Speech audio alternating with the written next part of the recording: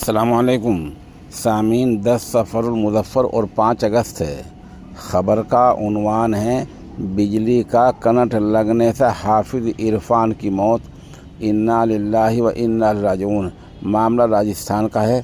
ख़बर के लिए मौलाना मोहम्मद साबिर मज़ाहिरी हमारे राब्ते में हैं। वो बता रहे हैं राजस्थान का एक इलाका है, गांव है धर्मशाला। यहाँ हाफिज़ इरफान साहब मकतब चलाया करते थे। मकतब में वो अपने बच्चों को मुसाबक़े में शिरकत की तैयारी करा रहे थे। बताया जा रहा है कि उनकी तालीम का अंदाज़ बहुत ही अच्छा था। इस तैयारी के लिए वो माइक का इंतज़ाम कर रहे थे।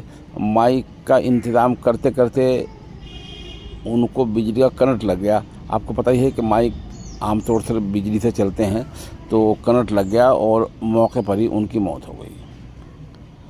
पता ही चला है कि जब वो आज मुसाबक़े की तैयारी कर रहे थे तो उनको वो अल्लाह को प्यारे हो गए।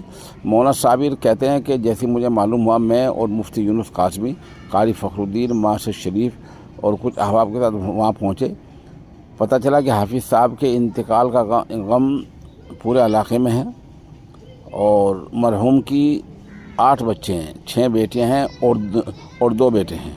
मौलाना साबिर मज़ाहिरी ने कहा कि उनका जो मकतब है उसको इंशाअल्लाह परवान चढ़ा जाएगा, उसको बंद नहीं होने जाएगा।